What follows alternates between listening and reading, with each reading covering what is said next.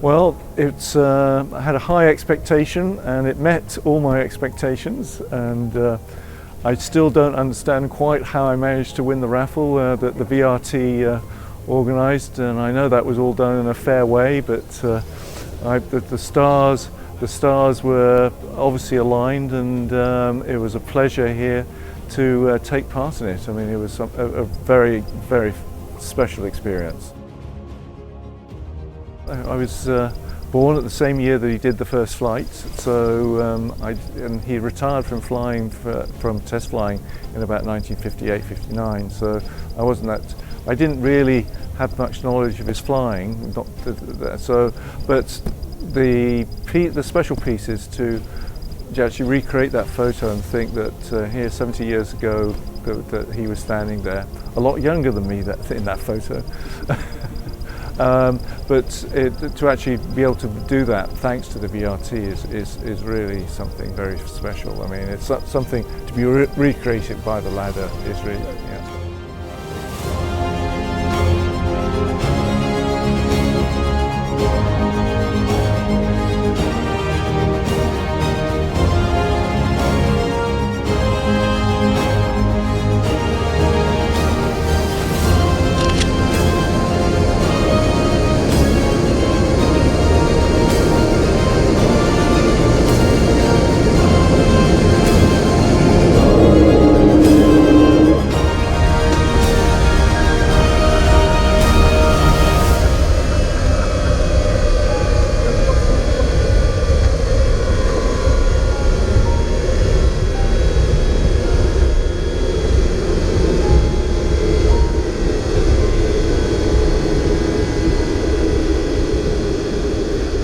I mean, I always like the story about the fact that he decided to put a fighter-style control stick on the Vulcan. That was his request, because the initial flights, I believe, were done with a spectacled-style control stick, and his argument was he didn't want to leave his knees behind if he had to eject out, which I think is the reason. If there was any problem during the ejection, then he wanted to make sure that everything came with him.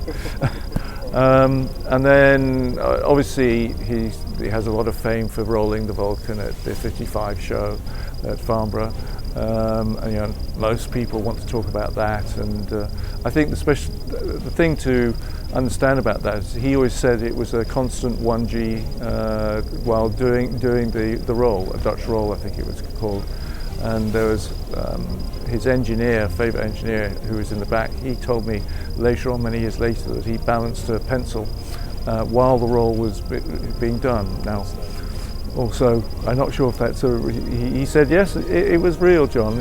So I believe him. He did it.